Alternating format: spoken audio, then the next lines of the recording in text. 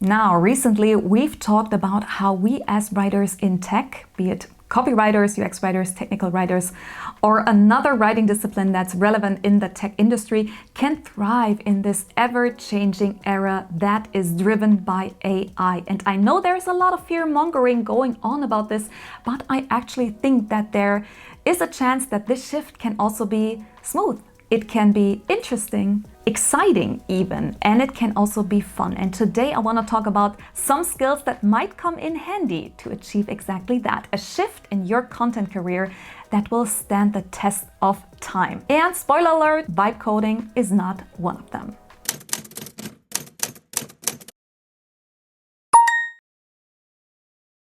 Hi, my name is Kat and I teach people about writing in tech, and on this channel you will find everything that you need to know, especially about writing, telling a great story and making the world a better place with words. So if you care about all of that just as much as I do, make sure you hit subscribe and ring the bell. Now, if you follow me here or on LinkedIn, you might know that it gives me the absolute ick when people say that we as content or writing people are about to all lose our jobs in the face of AI.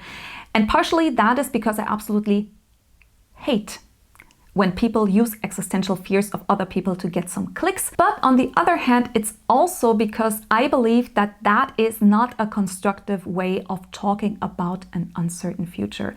Not constructive at all. I think talking about an uncertain future in a constructive way should include very specific advice, and also it should include advice that has proven valuable in practice, which is why I also always recommend listening to people who actually do the work in the field that we're talking about and let them say what they observe on a daily basis. And this is exactly what I'm going to do today, because I actively work in the field of writing, also in the field of strategic writing and content strategy, and I'm really having the privilege to experience these shifts that our field is going through firsthand. And I'm not going to lie, it is scary at times, but especially because that's how it is. Being constructive about it is crucial. That's how I see it. So let's keep it constructive, and let me tell you about the skills that I'm seeing are currently becoming more and more important in the era of AI-supported content work that are currently actively requested by both my employer and also by my clients. And number one is already very familiar to many of us. It's content strategy. Content strategy is probably going to be the absolute bread and butter for writers of all types. Let's quickly look at a definition of what that actually is. Content strategy can be defined as the strategic planning and management of written content across all channels and touch points. So here we define what kind of information is needed in which place, how it is presented, how different kinds of content pieces build on each other, and so on. That can, and from my experience also should, include understanding the user or customer goals and how our product helps customers achieve those goals, the unique selling points of our brand and product, the storytelling and the brand voice. So how do we bring all of those aspects together? Where do we mention which selling point in which way, and so on. And this, to my experience, has always been and will become even more important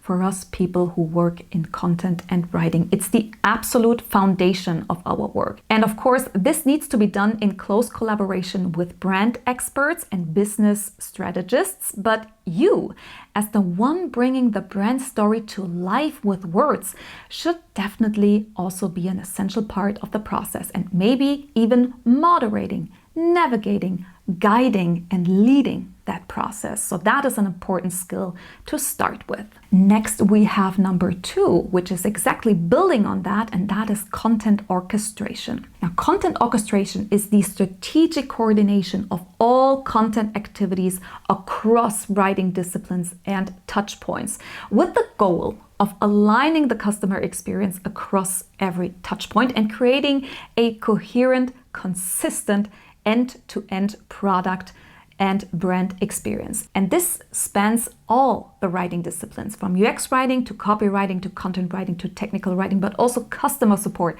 sales, marketing, and more. And it is kind of the operational consequence of content strategy. And from my experience, this is extremely relevant and important because it's all about avoiding confusion on the customer's end and telling a cohesive, consistent story and giving clear directions, connecting the dots between the content pieces on different channels, and ultimately create a nuanced and strong brand image along the entire customer journey with the help of writing. And this kind of strategic alignment, the brick by brick building of the wall with all the content that our brand produces and overseeing that, will ultimately ensure a great, seamless experience for the customer. And this will become even more important as we outsource simple writing tasks to AI or automate content production entirely. Like, someone needs to sit in that very strategic spot and make sure that all of the content that is produced in the single departments aligns well, tells a cohesive story, as I said. And this is also why I believe that many content experts will be able to move up the corporate ladder or the professional hierarchy in general, because that is a coordinating strategic role that will definitely be needed in the near future. Now, next we have the one skill that is aggressively shoved into our faces all the time, but from writing practice, I can say that it is indeed what is expected of us right now, and that is number 3, content automation, which might also be the trickiest and most technical skill on our list, but it's also the fanciest skill that you can flaunt most proudly because everybody is impressed by it right now. And also, once you found your way into this, it's also pretty cool, actually. Now, formally, content automation can be defined as the structured use of AI and automated technical systems to assist with content writing, planning, documentation, replication, management, and distribution across digital products and platforms. So content automation is pretty much what managers want us to do right now. They want us to build AI agents, upload our voice and tone guide, connect the agent to our Figma file or to our CMS, then press a button and suddenly voila, the copy is written. I mean, the Lord, you and I and my grandma know that that is not how that works, but still there will be an increasing number of steps in the content production and content management process that can be automated, starting from documentation, replication, to, of course, the writing itself. So this is a lot about AI and using AI to generate and manage and distribute content. And this includes understanding how AI systems like Claude or ChatGPT actually work. This also includes what we call prompt engineering and knowing how to set up a proper briefing, adjusting our voice and tone guide to make it work for AI tools, but also knowing how to do structured quality assurance for what then is created by these tools. All of that is becoming more and more requested and expected by companies, and therefore it's also going to be an increasingly helpful skill. Now, if you don't know where to start with this or you feel a little overwhelmed, that is okay. That's probably even the only valid reaction to it, because as I said, it's also what is shoved in our faces a lot of the time. And it's also why some people say we don't need writers anymore at all. So there might also be some kind of resistance, a feeling of resistance within you. And if you feel resistant to build that skill, I would recommend choosing the most playful way to start. Just go to Claude and ask it about content automation and let it teach you a little bit. Ask it questions, let it help you try things out, okay? Because I promise it looks especially scary from a distance. And as you move closer, it will become less scary. And the same is true for the next skill on our list, number 4, which is content ops or content operations. Now, content ops is also a very interesting skill in writing, and from my experience, it is also slowly becoming increasingly important. It basically means managing and maintaining your content over its entire life cycle. And this includes defining roles and responsibilities, but also building and running all the systems and processes and tools and workflows, starting from how content is created to how it is published, to how it should be documented, to how it should be kept up to date, especially because we see that up-to-date content is becoming increasingly important right now. For technical writers and UX writers, for example, it's becoming more and more important because our technical environments, the features of our products, will change at a faster pace in the future. And for copywriters and content writers, it's becoming more and more important because the visibility of our content heavily depends on how up to date, how current our content is, especially in SEO and GEO. So content ops is pretty much the organizational and operational part of producing content and, organizing all of that in a well-structured and efficient and smooth and lean way, also by involving tools and plugins. And just like content orchestration, this really requires a certain knowledge of and experience with the company that you work for, because it's all about aligning and connecting the single dots. So you definitely need to have good knowledge about those dots. So it's not a simple task, not an easy to automate task. Someone needs to oversee and define and manage this entire area of our field. And that means that that is definitely also a skill that is kind of future-proof in our field, I think. And ultimately, we have the last skill for today, which is number 5, content intelligence.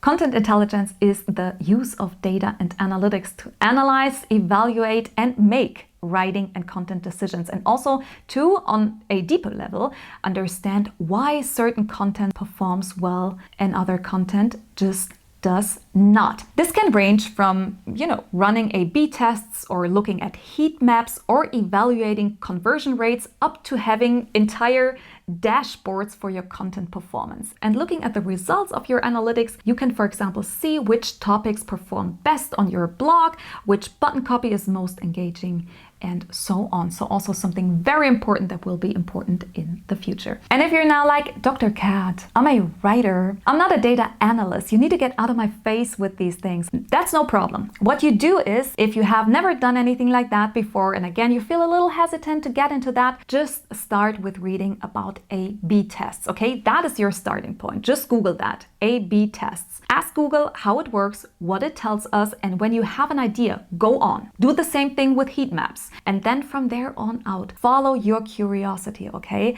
Always start small, start slow, and then expand. Follow your curiosity, Google, do some research, read, talk to other people about it, and always have that one question in the back of your mind: how can I start using this new skill in my current work? And when you have an answer to that, you know where your starting point is in practice. And from here on out, I promise things get easier. As I said, most of these new skills and new parts of our discipline, they look especially scary from a distance. So these are 5 promising essential skills that currently appear to become more and more important in the field of writing and content design, especially in the tech industry, at least from my current practical experience, from what I'm seeing out there when doing the work. And maybe you want to look at least at some of them, try them out, get into them, do some research on them, but also maybe your experience is different, or maybe you want to add a skill to this list.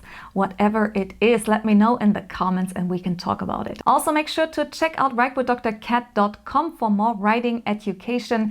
Make sure you sign up to my newsletter, the UX Writing Memo, so that you don't miss out on a thing. Link is also in the description box below. And apart from that, there is nothing left to say for me except keep on writing. Enjoy the process, and I hope to see you sometime soon.